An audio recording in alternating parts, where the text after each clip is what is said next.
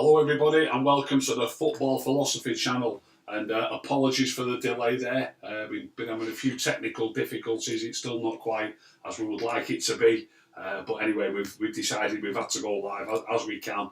The team news will be out any second now, I believe. I won't have time to go through the ones that I've got listed down from the different papers. What I will say is I've seen the Express, the Standard, the Mirror, and two different people from the Manchester Evening News, and they've all got us playing with a back four. Nobody's got us playing with a back five, as we sometimes do in these big games. And every single one of them has gone with Wan-Bissaka, Bailey, Maguire, and Shaw. I'll be amazed if Lindelof's fit if he doesn't play. I believe Bailey's played perfectly fine, but I believe Bailey's been filling in. Lindelof's had a back problem. The same was happening last season. People were saying the same thing last season. When we played Chelsea away last season, Bailey was injured. Lindelof was injured and Bailey played. He did perfectly fine. As soon as Lindelof was fit again, he was back in. And a couple of weeks later, we beat City 2-0 at Old Trafford and Lindelof was playing in that game. I believe Bailey plays purely and simply to fill in for Lindelof, either A, when he's injured, or B, when he needs a rest. The team news should be out any second, and I'll be shocked if it's not Wan-Bissaka, Lindelof, Maguire and Shaw. Everybody has all these different papers. As I say, I haven't got time to read them all out now, but they've all gone with McTominay, Fred and Pogba. They've all gone with Bruno, and it's just up front really where all the differences are. The Express have gone with Rashford and Cavani. The Standard have gone with Rashford and Cavani. The Mirror, Rashford and Cavani. And the two Evening News people, one of them's gone with Rashford and Marshall, and another one with Rashford and Cavani. So 4 out of 5 different people there have gone with the exact same team. That's the Express, the Standard, the Mirror, and one person in the Evening News. So teams out. Is it? Let's go on then. Read it. De Gea in goal. Yeah. Lindelof, Maguire centre half. Yeah. Wan-Bissaka and Shaw at full back. Yeah. Fred and McTominay in the middle of the park. Yeah. Bruno at 10. Yeah. Rashford and Marshall. And Pogba. You're missing Pogba, one. sorry, I do that every week, don't I? Yeah, Pogba, yeah. Right. As I said, I expected Lindelof. I'm not surprised one little bit. I don't understand why people don't see it. I don't understand the bandwagon. 95% of fans have been saying it'll be Bailey. It's got to be Bailey. All the press, I've just read 5 different newspapers and I've been quite steadfast all week. It will be Lindelof if Lindelof's fit. And I agree with him. I mean, I can't use this as a backup to my point because there's no Matic. Well, because he gets other things wrong. Yeah. In my opinion, he gets other things wrong. But on this, I am absolutely adamant that he's correct. Lindelof is the better player for me. He's calmer, cooler. His tackling is perfectly adequate. A lot of people, Bailey does go steaming into tackles, but sometimes that can be a negative. He can get injured. He can give away silly free kicks. He can get booked too easily. I'm not saying Lindelof's not going to get booked sometimes. Of course he is. Watch him get a red card today. But I just believe that Lindelof is a better player. It's as simple as that. And I've got no doubt in my mind. And I've seen a lot of people remarking on these couple of blocks that Eric's made that saved us a couple of. Look, it's easy to pick on one particular moment in a game. I'm sure Lindelof's made an interception in games with 5 or 8 minutes to go. An interception as opposed to a block. So there's different styles of play. There's more than one way of skinning a cat. And I was confident Lindelof would play if he was fit. I said it on a couple of shows, and he is playing. Rashford and Marshall up top. Yeah, no Cavani. I was hoping Cavani would play. Cavani on the bench. Henderson, Telles, Bailey, Twanzebe, Matic, Van der Beek, Cavani and Greenwood on the bench. Right. Can you read their line-up out? Can you bring that up? I'll get it up now, yeah. I would rather the Cavani played. I think Rashford, I honestly think he might. Alisson in goal. Go. Alexander Arnold, Henderson, Fabinho and Robertson. Yeah. Wijnaldum, Thiago and Shaqiri. Shaqiri? Yeah. Mane, Salah and Firmino. So they've got the favourite front three. Just read it again to me, please. So it's going to be Alisson in goal, yeah. Alexander Arnold at right back, Henderson and Fabinho at centre half, yeah. Robertson at left back, yeah. Wijnaldum, Shaqiri and Thiago as the midfield three. I'm absolutely shocked. Yeah, they've got Milner and Oxlade-Chamberlain on the bench. Shaqiri playing really as a midfield player? Yeah, I think so, yeah. And then Mane, Salah and Firmino. Wow. Wow. I'm getting giddier. Having said that, I'm not over the moon with our team. I'm really not. Yeah, I'd rather have had Cavani instead of Rashford, and would rather have had Matic for Fred. But look, beggars can't be choosers. Everything else I'm happy with. It's a strong team. It's a great 9. But don't underestimate the value of a certain player. As much as one player can't make a team, in my opinion, one player does not make a team. One player can destroy a team. Yes. If one player has a particularly bad game, gives it away a bit too often, isn't as involved as much as the others, not on the same wavelength as the others, that can destroy a team's output on the day. It can destroy how well a team plays. But by putting one brilliant player into a team, it doesn't necessarily pull you up by your bootstrings and mean that you can do. One game that I often remark upon, I don't know if my good mate Pete Lemon ever watches us on these shows. If you are watching, Pete, hello. I'll never forget speaking to Pete before we played Southend away in a League Cup game, going back donkey's years, and we picked pretty much a reserve team, but except for Ronaldo and Rooney were playing. And Pete said to me there and then that night, Ronaldo and Rooney are playing, that's it, we'll win. And I said, no, I don't think so. The team's not strong enough. It doesn't matter how many superstars you've got. And lo and behold, I think we got beat 1-0 or 2. We certainly got beat, either 1-0 or 2-1 on the night. A superstar or the odd great player does not mean that your team's going to be great. It really doesn't. But one player can mess your team up, and that could happen to us today. Any questions coming through yet?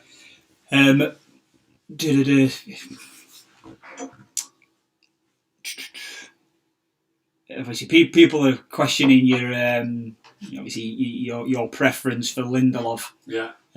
Ollie picking Bruno Fernandes is the best midfielder in the world.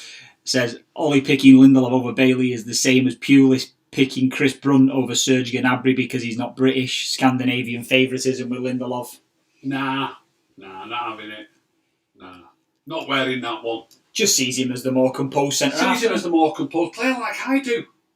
I do. Simple as that. Lindelof gets too much stick off too many fans. There are a few. I see a few people on Twitter saying what you're talking about. I've seen one guy calls him the Iceman. You know, there's a few people see it, but there's plenty that don't, and he isn't that bad. And you see lots of people talking about the combination of Maguire. Even the people who talk about the combination of Maguire and Lindelof not being quite right, quite a lot of them say that one's just as good as the other. It's just that, I think it's a load of rubbish, by the way, but they say that one of them needs a bit of pace next to him. I think that's rubbish, because if you end up in a foot race with another player, you can't sort of go, hang on a minute, it's not supposed to be me that's racing you. Can we just swap over? So football happens too quick, and situations come and go in football games far too rapidly. So if you've got pace, if you've got an extra little bit of pace, because they've all got pace, if you've got an extra little bit of pace, it's a bonus. Of course, it's a bonus. But you're not going to be able to help your teammate out that often. I mean, how much faster are you going to be than another player? Think about it, seriously. None of them are bloody 40-year-old 15-stone layabouts, are they? So if Maguire does get caught out for a little bit of pace, and say there's a ball to race after that's 20 yards away, how much quicker? I know it can work out, Andy, but how much quicker will Bailey be than Lindelof? A yard at best. Yeah. A yard at best. He's not Usain Bolt, is he? Do you know what I mean? Yeah. So I don't see I just don't see it, mate. I'm not having it. Not one little bit. And the better players have got to play. And in my opinion, Lindelof's a better player. And Maguire's a decent player. And Bailey's third choice. It's interesting, actually. It's Giorgio B's just put in the group here that Matic doesn't have pace and Mata doesn't have pace. And I think that highlights an issue that seems to be prevalent amongst the football community in general. It's this prioritisation of pace or perceived pace. And it's an issue in loads of positions, not just with the Bailey Lindelof thing, but with Mata and Rashford. You know, give me the quality of footballer over the... Yeah, without a shadow of a doubt. Yeah. Without a shadow of a doubt. You know, the extra pace that he's got, what's the benefit of it? How often? I'll tell you what I saw against Burnley. At least 3 occasions when he was playing on the right the other night, I saw him with space behind the fullback, and he could have just knocked it behind the fullback and raced it, like you might see Andrei Kanchelskis do. Even some ordinary players, like you might have used to see Alan Lennon do. You know, not a great player, but a player with pace. And there's space behind the fullback and no cover. And he didn't do it once, as far as I can remember. He just turns inside, passes inside, or goes backwards, or maybe tries to beat him with a bit of trickery, but dribbling in field. You never see Marcus just knock it past the fullback into that space and chase it, like Dan James does occasionally. So I think that's something he needs to work on, and they need to work on it in training. So I'm just talking about pace. Has he actually got extra pace? Because if he has, I'd like to see him use it. Yes. But he doesn't use it in the right manner. Yeah. Or is he not quite as quick as people think he is? Or he has not got confidence in his own pace? Yeah. Because when he's playing in a wide position, when he was playing on the left, I can understand him not being too keen to knock it past the fullback because he's putting himself in a position where he's going to have to cross it with his left. Yeah. I was not surprised whatsoever that he always tried to cut in field because he was on his right foot. But now that he's playing on the right wing, he's still cutting in field. I don't see him trying to get past the fullback and whip crosses over. So I know we've gone from one player to another. And we're talking about, we were talking about Bailey at first about the extra pace. So it's, in Premier League football, to make your extra bit of pace count, you've got to be particularly rapid, and players like Gareth Bale could do. You see some of the goals you've seen Gareth Bale score. I remember one for Real Madrid where he had to run off the pitch. And he got it past someone into oceans of space and had to run off the pitch and back in again and went all the way through and scored. That's genuine blistering pace. And players like that are few and far between. Yeah. There's also something to be said for people who recognise the opportunity to use a short burst of pace where it's not really... You're not going to be a 100-metre sprinter. Someone sent me some clips the other day to look at Dembele when he used to play at Spurs. Now, Dembele was never a player who you'd think he's got blistering pace. Yeah. But he had an ability to recognise when his opponent was off balance and going the other way. Yeah. And he just put on a spurt for 3 or 4 yards and it looked like he'd left him for dead. But it's not about him being lightning quick. It's about him recognising that his player's off balance and now I'll use my pace. Yes, yeah. So... it's about recognising that's the moment. That's the moment to take your opportunity to burst into action a little bit. And Rashford certainly hasn't got that. You pointed out on Twitter recently, didn't you? That he's just not identifying those situations where to turn that pace on. Oh, let's hope he does today. Yeah, fingers crossed. Someone mentioned something that we've spoke about in the past. Don't listen to Twitter idiots that play too much FIFA. There's a few people who've mentioned FIFA on here. And this pace thing is something that I think is born in that kind of community. Do you? I do feel like that, yeah. I don't know how to switch a computer on, so I wouldn't know. Yeah, so I think what people deprioritise is the importance of decision making. And the thing with computer games and FIFA and things like that is that decision making on a football pitch per player is obviously the responsibility of each individual player, and there is big differences between the decision making ability. So between a Rashford and a Mata, there's a gulf of difference in decision making. Absolutely, they're worlds apart. Yeah. But when someone sits on a computer game and plays FIFA, all the decisions rest with the person controlling the players on the pitch. Yeah. So they want to just run past players all the time. Yeah. Pace is great because they haven't got the brain of Juan Mata. They haven't got that decision making ability. Yeah. It's about let's just run as fast as I can past these players, and they use it's the same brain controlling all the players on the computer. And those are the people that are talking about pace on Twitter. I'm suggesting that might be where the whole idea is born. I don't know. That's that prioritisation of pace. Ricky, do you think it could be a diamond? Says Red Devil. I put a team out this morning which wasn't far removed from the team he's picked, to be honest, and somebody said they don't fancy a diamond with their two most dangerous players possibly or two of their dangerous players being the two fullbacks, and that we need to track them. I also saw one or two things in the week, people suggesting Dan James might play just to either pick up either Robertson or Trent Alexander. So I do get that if it's too narrow, we will be in danger.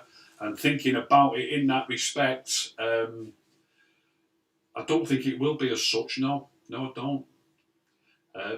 I think to start with, well, I would hope he thinks of it like this. You know, a proper technically minded coach at the top level clubs, looking at that lineup, would. And I know loads might say you're being too defensive. You're not being too defensive to start with. This is a tough game. It's Liverpool away. I know there's no crowd. I know they've got one or two injury problems, one or two missing. You need to make yourself difficult to beat. You need no spaces. You need to make it awkward for them. And you can spring an attack from a deep position. Don't worry about that. And you can also build up when you get the ball. You can also build up and end up having pressure on them. So in the very first instance, to start this game, I would instruct Rashford to be tracking, not to be tracking Robertson, but to try to always be 10 yards to the other side of him towards our goal. And then when we get the ball, he's got a chance to get past Robertson. Don't be up with Robertson or behind Robertson, hoping to try and get past him. Be on the defensive side of Robertson. And I would say the same. I would say the same to probably Pogba on the left. Or it'd have to be Pogba on the left. I was going to say Martial, but that'd leave only Bruno really to play at number 9, which wouldn't work. So I'm thinking Rashford will need to track Robertson to start with, and Pogba will need to track Trent Alexander, and Fred, McTominay and Bruno in the middle. So there's like 5 across the middle when they've got the ball, making us difficult to play through, and just Marshall for us to hit, who's the ideal player, by the way. The ideal player. Everybody who thinks we want Rashford there or we want Cavani there, you're miles out. Absolutely miles out in a game like this. Marshall's the best player at getting hold of the ball, killing it, getting hit from the back. The number of times he wins free kicks is unbelievable. It's vital in a lot of games, but it's going to be vital in this game. He's got to get that ball down. He's got to win some free kicks. And they've got Henderson and Henderson and Fabinho as the two centre backs. Henderson and Fabinho, yeah. He might find that he finds a bit more space. He might find that Henderson doesn't come out and give him a clump as some other centre back might do. Suya Shetty says, "Evening, Rickhead. Why doesn't Ollie see the Matic calmness over Fred like he looks like he does with Victor over Bailey?" Amazing. Amazing. I honestly believe, and they've got, look, no disrespect to these players. When Liverpool signed Shaqiri, I was surprised. I don't think Shaqiri, and I know he scored against us last year, and I know he's had some good games for him, but to me, he's not quite the standard of player that I would expect to be playing for a team that's winning the league and the Champions League like they've done in the last couple of seasons. He's one of few Liverpool players that I wouldn't necessarily want to come and play for us. Yeah. But he's playing for them today. It looks like he's playing in midfield as well. I think today is the day where we could go there and we could take control of the game, and we could and the composure, the calmness, and the physical strength of Matic could help us to do that. And by not using Matic and by using Fred, who's the smaller player, who you see. One of the things that people talk about when the people who like Fred, I'm not saying I dislike him by the way, but he's just not my favourite. But they always talk about how much he runs around and how much he tackles. Well, I like Matic because he doesn't run around making tackles. Do you know what I mean? The thing that they're putting forward. I like the calmness, the assuredness. He's there, waiting to make interceptions. And when he gets the ball, he's not rushed. And he looks for a pass and he turns if there's not a pass on and gives it to somebody else, makes himself available again. I believe with our team, if Matic was playing today in particular, I believe we could take the game to them rather than them bringing the game to us. Yeah. Red Devils, just agree. I believe we'll struggle to keep hold of the ball with Fred and McTominay. No. We'll definitely, on the show, we'll struggle more than we would do if we had Matic playing in there for certain. Torman has said, Rick, I'm not really bothered about the pace Personally, I prefer Phil Jones over Lindelof because Lindelof is often cowardly and weak in his duels and annoys me more than any clumsy mistake. I do think it's an interesting point, by the way, that we've spent all this money on centre halves, because let's not disregard the amount of money that Lindelof costs. And Bailey was but all around 40, 50 million. All expensive defenders, yeah. I mean, Phil Jones was an expensive defender when we bought him, but I think if Phil Jones were playing, 20, 30 games a season, I'm not too sure there'd be a great deal of difference between him and Bailey, or necessarily maybe even him and Maguire or him and Lindelof. Yeah. I'm not too sure there is. Yeah.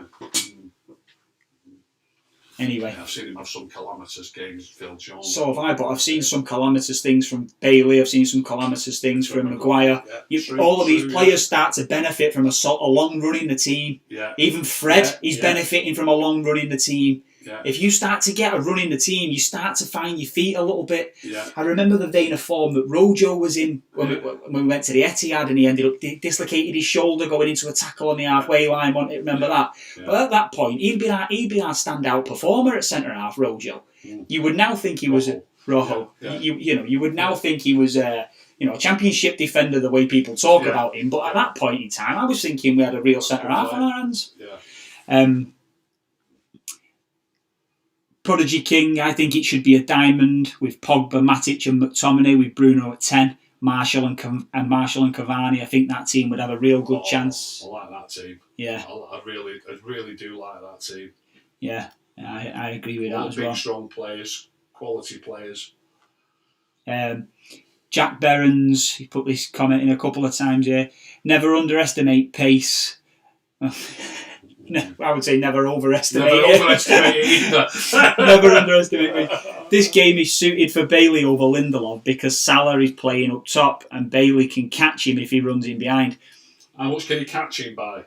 If Salah's got 3 yards on him, he ain't catching him. Or he might catch him and trip him up and get a red or a yellow card. It's very particular circumstance that you're describing. So tight, things have to happen. You're kind of waiting for a thing. There you go. Yeah, there you go. Whereas it just happened to have a yard on him there, and he made a yard up. And what you really don't know is you don't know if you'd have had that yard to start with. If it was Lindelof marking. And this is the you just don't know. This is the preference for the better footballer. Yeah. Inverted commas, to be playing in these positions. Same for with Matic or Fred in the middle of the park. Fred might be decent on the, and Wan-Bissaka even decent on the cover. But what you want is players who are keeping the ball better, giving them less chance of creating those opportunities where you need to perform fantastic rescue tackles or have great pace on the cover. You're trying to reduce their chances of creating those circumstances. Correct. That's the aim. Correct. Mr.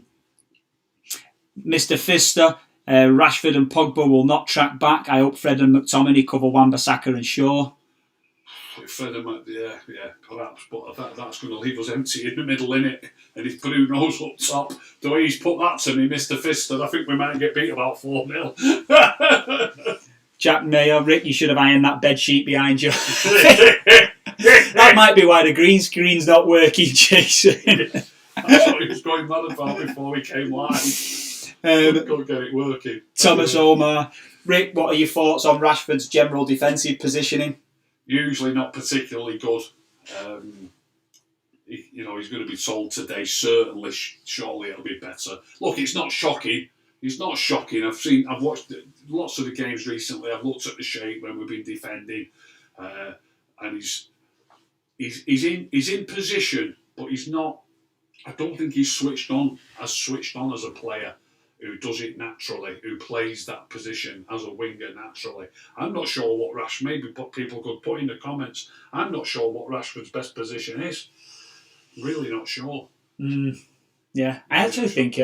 But I don't think he's I think he's poor at centre forward, and I don't think he's great on the wings. Yeah, so. And he seems to have established such seniority amongst the squad now that he doesn't seem to take to the instructions as well as Greenwood does it. I know Greenwood was asked to play. Greenwood did it great against City. Yeah, against City he played right side of midfield, and he was asked. I don't know if that's got anything to do with it, but I know I see how you could think that.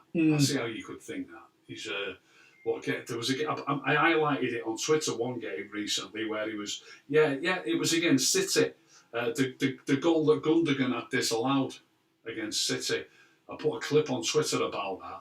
Rashford standing right next to him in their half, right next to him.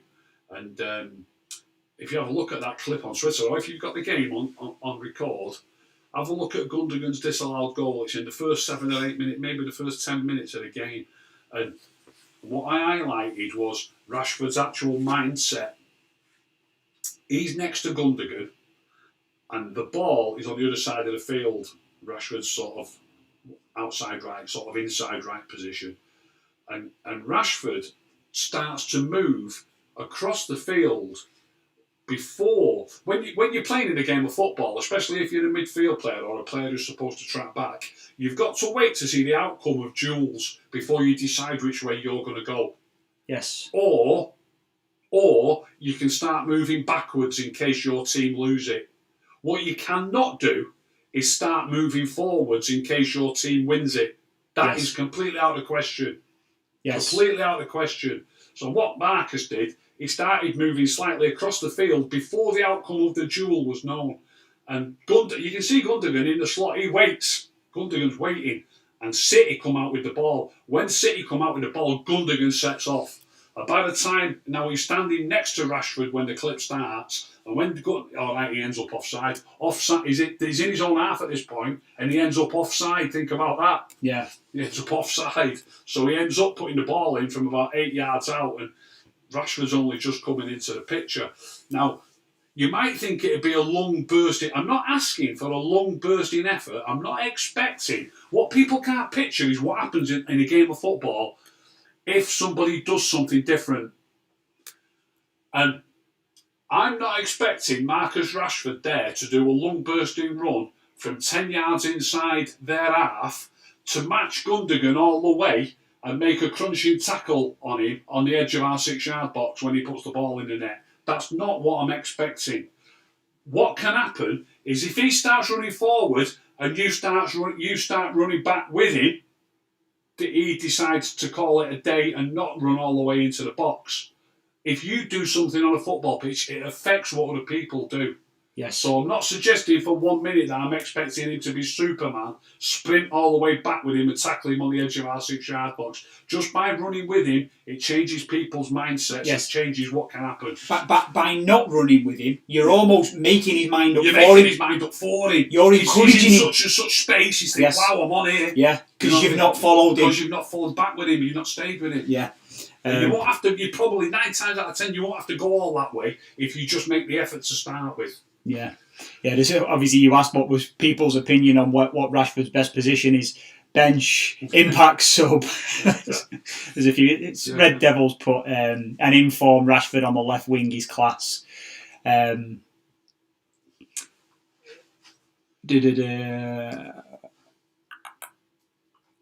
Interesting one. There's a couple of people who've said that today was a game that would suit James down to the bone. Yeah. And yet he's not even made the squad today. He's not on the bench, James? No. Wow.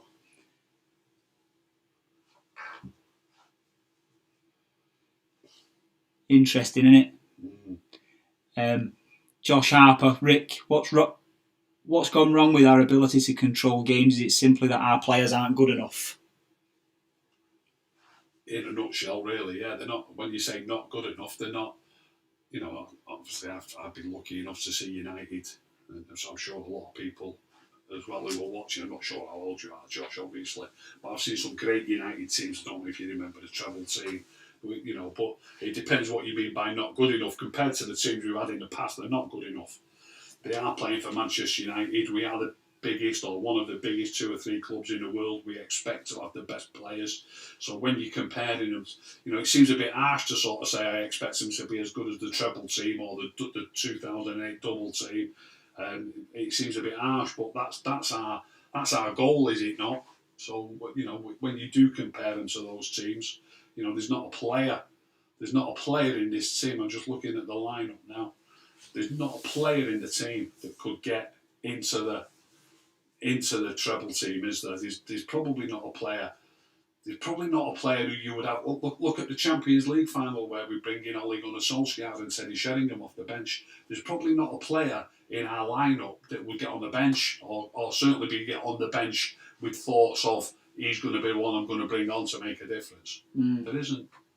Yeah. I mean, Yeah. as much as I love Anthony Marshall, if I had the choice of Anthony Marshall or Ole Gunnar Solskjaer as an impact sub, I'd have Ole Gunnar Solskjaer. Do you know what I mean? Yeah.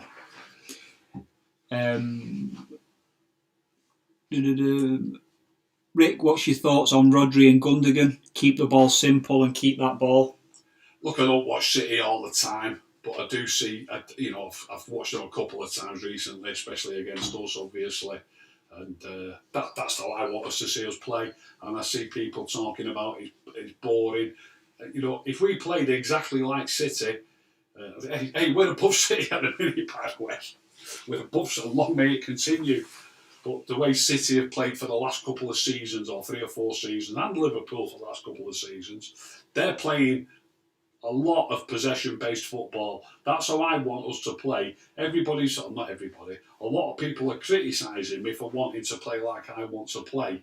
Yet if they were playing like that, I think everybody would be over the moon. I really do. Imagine if we were sat here with a European Cup and a league title under our belts from the last 2 seasons, like Liverpool are, from playing possession-based football. But they play possession-based football with some fantastic players in the team. I see people, raving about Greenwood and Rashford. They're going to be the next best thing. They were half 2 wide players at the beginning of this season in almost every game for a while, and last season for a while. They can't hold a candle to Salah and Mane. Can't hold a candle to them. I hope they prove me wrong today. But even if they do prove me wrong today, it's only today. It's a one-off. Shout out to Colin Grogan in the chat room. All right, Col. How are you, mate? Sat with Jamie watching the match. Let's get a result today. All right, Jabber, let's hope we get to it today. Alfred Rayner, if City signed Lukaku the way City is set up, trust me, Lukaku would score at least 30 goals and win the Premier League for the next 3 years. I think win the Premier League for the next 3 years, it's too difficult to say that, but you would certainly get a lot of goals playing in City's team. A lot of goals, yeah. You get an unbelievable amount of goals. Yeah. One more, because it's... we do need to go. It's on 4 o'clock. It's a short show today because we were a bit late. We'll try and be early for the next one. Just let's touch on that next one while we're on. I've been watching Fulham recently. They were a bit unlucky yesterday. They had a man sent off, didn't they, just before half time. But that is not going to be an easy game on Wednesday. Although he's a top player. That Robinson that plays left back for him, top player. I like him, and he's now suspended. And he's not been playing bad either. The other lad who got a yellow card, who's suspended. Forgot his name now. He's got a double-barrelled surname. But they've got a couple of important players suspended now against us on Wednesday. Anyway, go on. There's Torman asking about the transition. A few people asking. I've seen it come up a couple of times. Last season after lockdown, I feel we transitioned from counter-attacking side to a possession side, which doesn't suit our players, e.g. Aaron Wan-Bissaka. Does this lack of foresight highlights on Ollie's inexperience? It's a bit of a deep question, isn't it? Torman, is it, who's asked that question? Yeah, it's a bit of a deep question. I don't know it. We are look. All the best teams try. Let's start in a different line. No team in the league deliberately gives the ball to the opponents when they get it. Yeah. No team even the bottom six, Sheffield United, don't deliberately give the ball to their opponents. So if you think of it like that, every team in the league is a possession-based team. Yes. Yeah, every team. Even and I could even argue. I know Burnley get quoted as playing a lot of long balls with Wood and Barnes up top, and maybe they do play long balls into the box, but it is long balls into the box when they get into the half. It isn't. I don't think Burnley continuously knock balls from deep in their own half into their half. Maybe when they're when they try to get a goal back in the last couple of minutes, like they often are. But they don't play like that throughout. They do pass the ball around as much as they can. So every team really is trying to keep the ball as best they can to the best of their ability.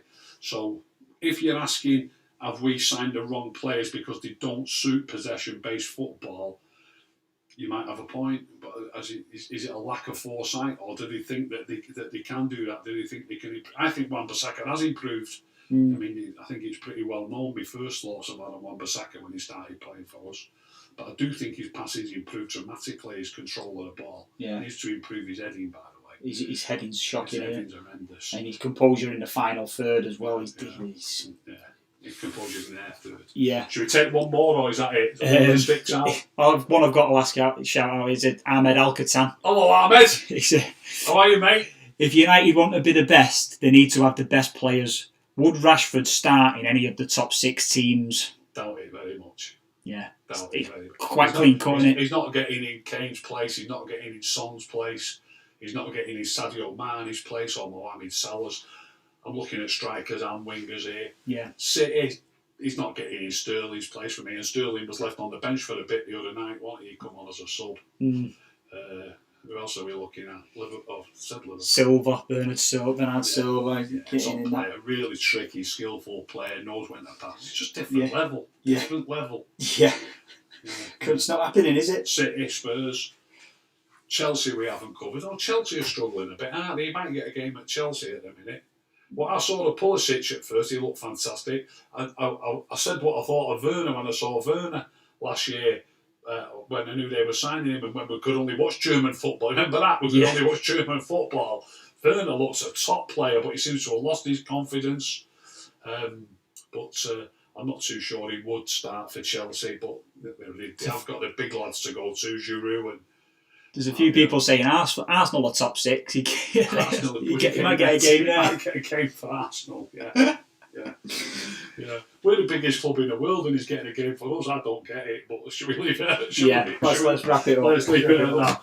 Thank you, everybody. I hope you've enjoyed that show. I hope we get the 3 points. Absolutely over the moon to get the 3 points, by the way. Hey, what's the score in the Spurs game? They were 1-0 up last time. They were 2-0 up last time I saw it. Oh, right, so it's fine. But I think if they've won by 2-0 or more, Spurs will be above Liverpool and they'll remain above them, obviously, if we beat them. So anyway, 3-1 Tottenham. 3-1. Yeah.